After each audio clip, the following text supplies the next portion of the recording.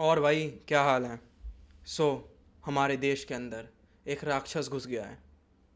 वो राक्षस हम सबको धीरे धीरे करके खाता जा रहा है। पूरे भारत देश को ही जैसे एक राक्षस खा रहा है। और वो जो राक्षस है उसे हम देख नहीं पा रहे हैं। हम सब ने अपनी आंखों पे पट्टी बांध रखी है, या कह लो हम सब ने अपनी आंखें बंद कर रखी हैं उस राक्षस के आगे। और वो स्लोली स्लोली एक एक बंदे को उठा रहा है इस भारत से, और धीरे धीरे करके चबा चबा के खा रहा है। मैं चाहता हूँ कि तुम इस सीन को इमेजिन करो। एक बड़ा सा राक्षस, और उसके सामने 140 करोड़ की पॉपुलेशन है। और वो बहुत बड़ा राक्षस 140 करोड़ की पॉपुलेशन के ऊपर हाथ डालता है, उठाता है, खाता है। और यहाँ के सारे लोग ना लड़ते हैं उससे, ना उससे भिड़ते हैं। उसके आगे बस कपड़े खोल के खड़े हो जाते हैं, ओ राक्षस मुझे खा जा। कैसा लग रहा है तुम्हें ये सीन? ग्रूसम और अगली और कावर्डिस टाइप का, डरपोक, डरपोक से भरा हुआ है, डर से भरा हुआ। सो मैं चाहता हूँ कि तुम अपने दिमाग में एक सीन इमेजिन करो। इमेजिन करो कि तुम एक डिप्रेस्ड आदमी है, उसके रूम के अंदर घुसते हो। तो तुम्हें उसका रूम कैसा दिखाई देगा? क्या उसका रूम तुम्हें बहुत क्लीन, साफ, ऑर्डरली दिखाई देगा? नहीं। उसका रूम तुम्हें दिखाई देगा क्योटिक और गंदगी से भरा हुआ। जहाँ पे वो मोटा सा, या फिर बहुत पतला सा, कमज़ोर, या फिर बहुत ज़्यादा ही मोटा, अनहेल्दी आदमी वहाँ पे लेटा होगा उस गंदे से बेड पे। मैं चाहता हूँ कि तुम अपने दिमाग में इस सीन को इमेजिन करो नाउ। अब मैं चाहता हूँ कि तुम भारत को कलेक्टिवली देखो। कलेक्टिवली अपने दिमाग के अंदर इमेजिन करो। क्या दिखाई दे रहा है तुम्हें? क्या भारत भी तुम्हें केओटिक और गंदगी से भरा हुआ नहीं दिख रहा? क्या भारत के लोग तुम्हें फिजिकली अनहेल्दी नहीं दिखाई दे रहे? क्या पूरा का पूरा भारत देश तुम्हें डिप्रेस्ड नहीं दिखाई दे रहा? मैं चाहता हूँ कि तुम देखो इस बात को और नोटिस करो कि कैसे भारत के लोग पूरी तरीके से डिप्रेस्ड हो चुके हैं। अगर तुम हैप्पीनेस इंडेक्स में भी देखोगे तो भारत सबसे ज़्यादा लो रैंक करता है। And it's quite interesting. हम में से भले ही कोई माने या ना माने, पर हम सब डिप्रेस्ड हैं। एंड हम सब अनकॉन्शियसली, सुनना ज़रा ध्यान से, हम सब अनकॉन्शियसली खुद को ख़त्म कर देना चाह रहे हैं। इसका मतलब क्या हुआ? तो साइकोलॉजी में एक फिनोमिना होता है जिसे हम कहते हैं पार्शल ट्यूटाइड। ट्यूटाइड क्यों बोल रहा हूँ? क्योंकि जो टर्म है उसे मैं ले नहीं सकता, वो है SUICIDE, ठीक है। उस टर्म को मैं बोल नहीं सकता इस वीडियो में। तो बस जो साइकोलॉजी में टर्म है वो है पार्शल ट्यूटाइड। सो पार्शल ट्यूटाइड में होता क्या है? सपोज़ कोई आदमी डिप्रेस्ड है, तो अपने आप को ना वो फिज़िकली हार्म करने की कोशिश करता है ना। कभी अपने आप को कट लगा लेगा, ब्लेड से मार देगा, कुछ घोपेगा, कुछ, मतलब समझ आ रहा है? अपने आप को ऐसी सिचुएशंस में डालेगा जिसकी वजह से वो हर्ट हो। अब मैं चाहता हूँ कि तुम भारत को इमेजिन करो, भारत के लोगों को इमेजिन करो। यहाँ के लोग अनकॉन्शियसली ख़त्म हो जाना चाह रहे हैं। मैं ऐसा क्यों कह रहा हूँ? क्योंकि तुम देखो ज़रा भारत की सड़कों पे क्या चल रहा है। वहाँ पे गड्ढे हैं जहाँ पे लोग सबसे ज़्यादा घटिया तरीक़ों से भारत में ही ख़त्म हो रहे हैं। भारत में लाइफ की कीमत कितनी है? नेगेटिव। कोई कीमत नहीं है। समझ रहे हो?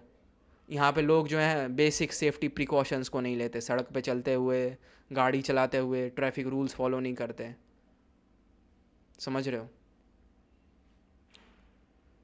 और आज के टाइम में तो तुम देखोगे कि पॉल्यूशन जो है सबको ख़त्म करता जा रहा है, स्लोली स्लोली। सुनना ज़रा ध्यान से, एक साथ नहीं, एक बार में नहीं, स्लोली स्लोली सब ख़त्म हो रहे हैं। हम ओवर स्पीडिंग करेंगे कि कोई हमें बस उड़ा दे, ख़त्म कर दे। हम ऐसी सरकारों को चुनेंगे, ऐसे लोगों को चुनेंगे जो हमारा नुकसान देखें। हम अपने आप को अनकॉन्शियसली ख़त्म कर रहे हैं। हम पार्शल ट्यूटाइड कमिट कर रहे हैं इस समय। पूरा भारत देश डिप्रेस्ड हो चुका है। अब बात आती है कि इसके पीछे की साइकोलॉजी क्या है। उसके बाद हम फिलॉसफी में घुसेंगे कि फिलॉसफी से कैसे साइकोलॉजी डेवलप होती है वो वाली।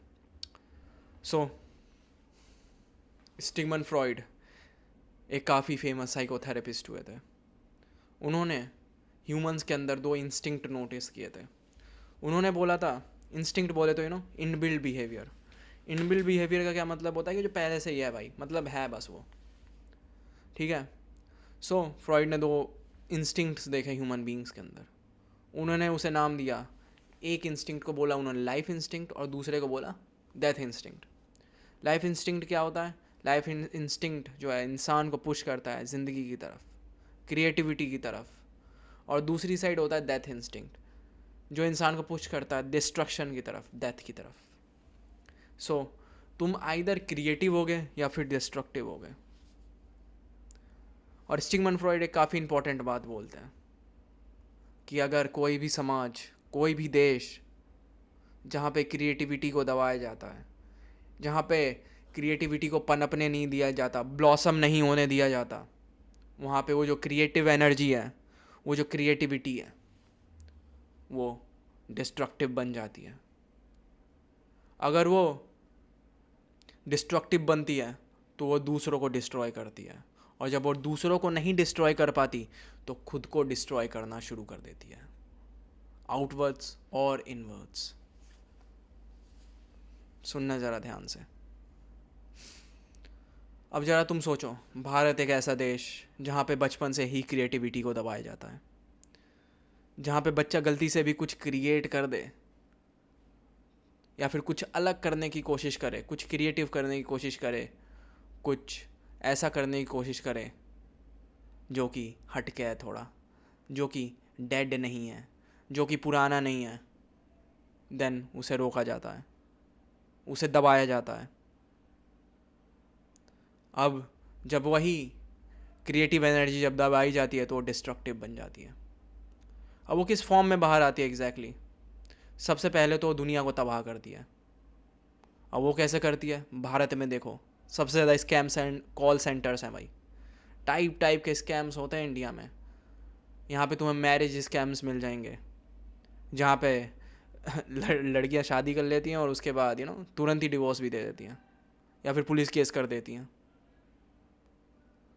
एक होता है इंश्योरेंस स्कैम, जहाँ पे कोई गरीब आदमी वो पकड़ा जाता है, उसके नाम पे टर्म लाइफ इंश्योरेंस लिया जाता है, करोड़ों की इंश्योरेंस करा लिया जाता है, और फिर उसके बाद उस आदमी को खल्लास कर दिया जाता है, और फिर जो इंश्योरेंस से पैसा मिलता है उसे बांट लेते हैं सब आपस में। Oh wow, isn't it interesting? Bollywood में देखो तुम, किस तरह की मूवीज़ बनती हैं। बॉलीवुड में सारी गैंगस्टर मूवीज़ बनती हैं कि जहाँ पे जो गैंगस्टर है वो सबको मार रहा है, काट रहा है, कूल बन रहा है, डिस्ट्रॉय कर रहा है। उसका मेन जो जरिया है पैसे कमाने का वो डिस्ट्रक्शन है, लूट पाट, मार काट। जो लोग गलती से भी क्रिएटिव हो चुके हैं उन्हें लूट लेना, उन्हें डिस्ट्रॉय कर देना। और ये बॉलीवुड तुम्हें दिखाता है, समझ पा रहे हो? जबकि दूसरी साइड तुम वेस्ट को देखोगे, वेस्टर्न नेशंस को देखोगे, वहाँ पे ऐसा कुछ नहीं है। वहाँ पे जो मूवीज़ होती हैं वहाँ पे गैंगस्टर्स हैं भी भाई मूवीज़, बट वहाँ पे ज़्यादातर क्रिएटिव मूवीज़ होती हैं। ज़्यादातर वहाँ पे वॉरियर स्पिरिट वाली मूवीज़ होती हैं, ना कि भारत की तरह जहाँ पे मार काट और उसके अलावा कुछ होता ही नहीं। समझ पा रहे हो?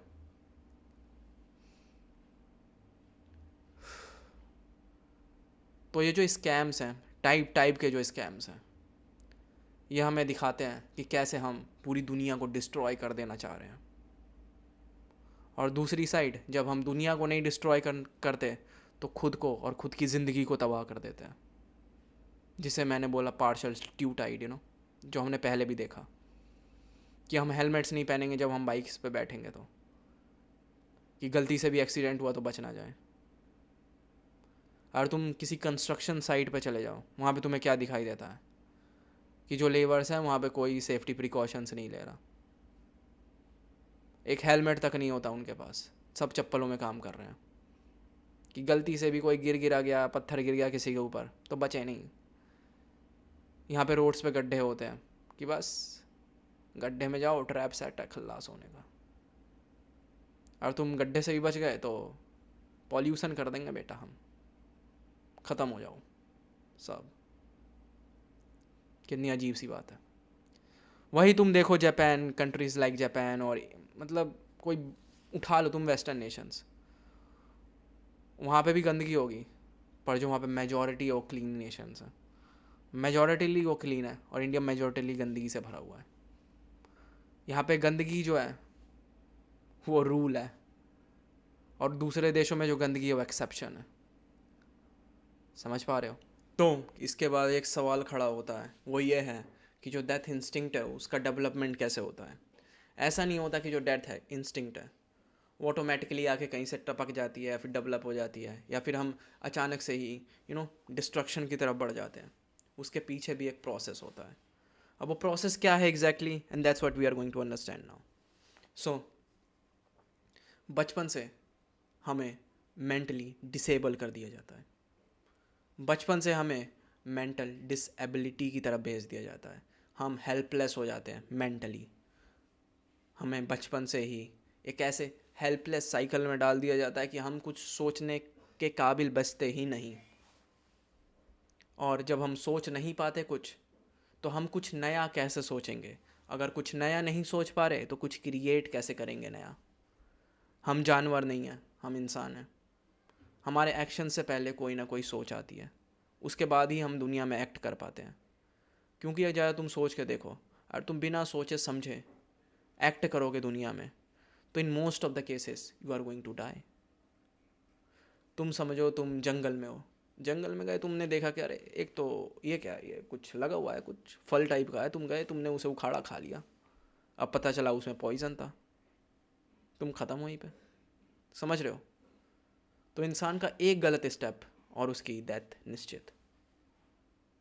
अब सर्वाइवल के पॉइंट ऑफ व्यू से यह ज़रूरी है कि तुम सोच पाओ अपने एक्शन लेने से पहले। ठीक है? अब जब तुम्हें मेंटली डिसेबल कर दिया जाता है तो इतनी बड़ी दुनिया के सामने तुम हेल्पलेस खड़े हो जाते हो, हाथ जोड़ के। हाथ जोड़े खड़े हो तुम, तुम्हें पता नहीं क्या करना है, तुम्हें पता नहीं कब कैसे हो रहा है, क्या हो रहा है, बस चल रही है ज़िंदगी। अब सुनना ज़रा, समझना ज़रा।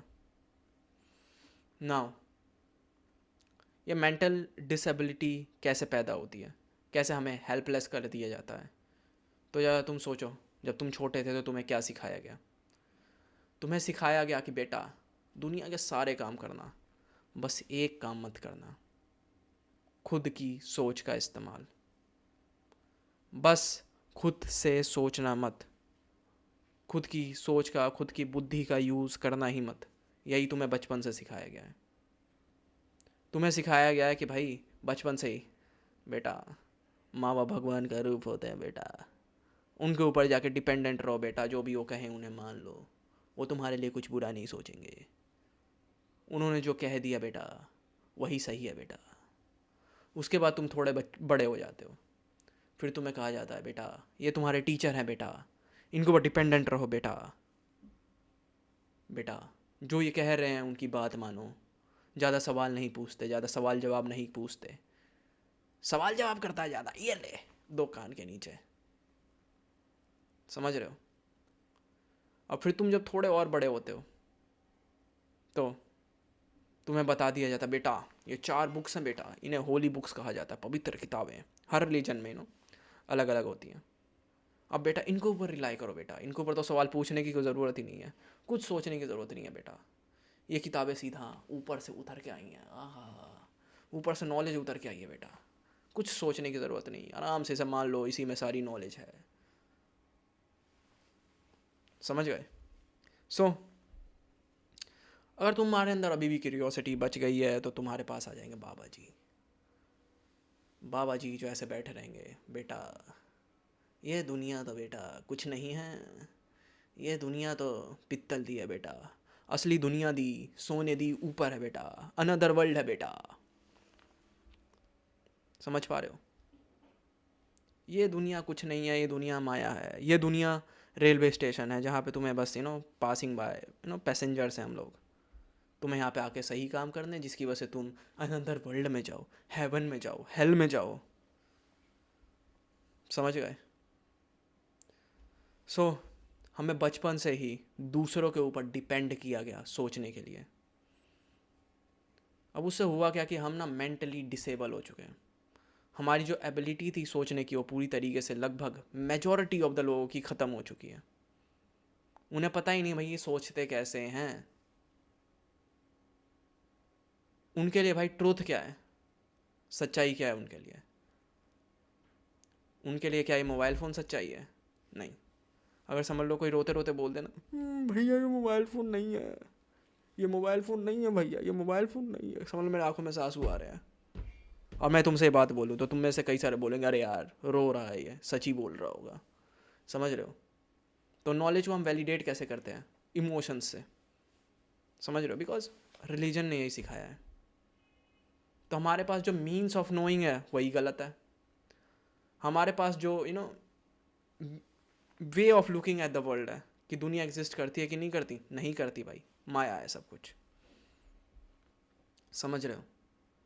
अब जब हमारे पास ना दुनिया को कोई जानने का तरीका है, जो जानने का तरीका है वो गलत है, तो होता क्या है एग्जैक्टली उससे? हम हेल्पलेस हो जाते हैं, हमारे हर डिसीजंस गलत होते चले जाते हैं, या फिर टाइम के साथ आउटडेटेड डिसीजंस लेना शुरू कर देते हैं हम। समझ रहे हो? इसका एक एग्जांपल से समझने की कोशिश करते हैं। सपोज एक हॉस्पिटल इमेजिन करो, ठीक है? तुमने एक छोटे से बच्चे को पकड़ रखा है जिसकी तबीयत ख़राब है, बहुत तबीयत ख़राब है उसकी, उसे इलाज नहीं मिला तो ख़त्म हो जाएगा। तुम जाते हो हॉस्पिटल में, वहाँ पे देखते हो कि भाई कोई नहीं, कोई डॉक्टर नहीं है, पर इक्विपमेंट सारे हैं, सारा पूरा भरा हुआ है, प्रॉपर वहाँ पे ऑक्सीजन है, सब कुछ है। अब तुम उस हॉस्पिटल में जाते हो, ठीक है? वहाँ पे तुम देखते हो कि दवाइयों की दुकान तो है, जिसे फार्मेसी बोलते हैं, वो तो है, पर फार्मासिस्ट नहीं है। अब तुम वहाँ पे करोगे क्या एग्जैक्टली? तुम्हें पता नहीं है कि भाई करना क्या है। तो तुम जाते हो, बच्चों को बेड पे सुलाते हो। अब जो भी तुम्हें समझ आ रहा है वो तुम करने की कोशिश कर रहे हो, ठीक है? अब तुम्हें बचपन से बताया गया है कि भैया गंगा जल पवित्र होता है, तो तुम क्या करते हो भाई? स्टेथोस्कोप को लेके जाते हो, लगता है मेरा बच्चा अपवित्र हो गया, स्टेथोस्कोप को पानी में डुबाते हो और बच्चे को ऐसा ऐसा करना शुरू कर देते हो। तुम्हें लगता है उससे ठीक हो जाएगा, पर उससे बच्चा ख़त्म हो जाता है। समझ रहे हो? अब ज़रा तुम सोच के देखो, ये जो घटना है हॉस्पिटल वाली, ये तुम्हारे साथ बार बार हो रही है, होती ही जा रही है। ज़रा सोच के देखो, इन्फानाइट टाइम्स हो रही है। तुम बार बार उस बच्चे को सेव करने की कोशिश कर रहे हो, बार बार वो बच्चा ख़त्म हो जा रहा है। तुम बार बार जा रहे हो, रॉन्ग मेथड्स लगा रहे हो, तुम स्टेथोस्कोप को डुबा रहे हो, कभी दवाइयों को पानी में डुबा रहे हो, कभी स्टेथोस्कोप को आग में डाल रहे हो, कभी स्टेथोस्कोप को भगवान के सामने जाके चढ़ा दे रहे हो, कभी बच्चे को ही चढ़ा दे रहे हो, बट स्टिल बच्चा ख़त्म हो जा रहा है। जरा मैं चाहता हूँ कि तुम उस आदमी की हेल्पलेसनेस फील करो। क्या तुम कर पा रहे हो फील? कितना हेल्पलेस होगा वो आदमी जो बार बार रॉन्ग मेथड्स की वजह से ख़त्म होता जा रहा है, अपने बच्चे को ख़त्म होता हुआ देख रहा है। ना शायद हम वही आदमी हैं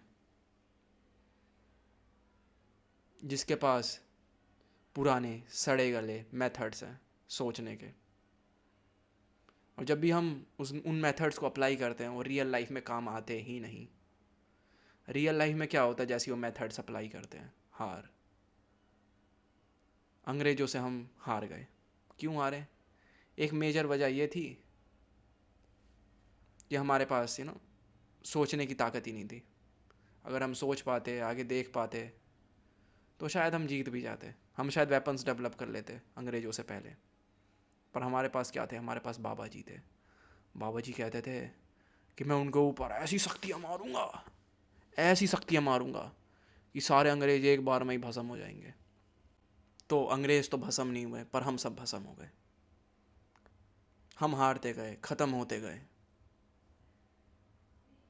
और जब हमारे पास ना सोचने की शक्ति थी, ना समझने की शक्ति थी, हमारे सारे मेथड्स गलत थे, तो मैक्सिमम हम क्या कर सकते थे क्रिएटिविटी के नाम पे?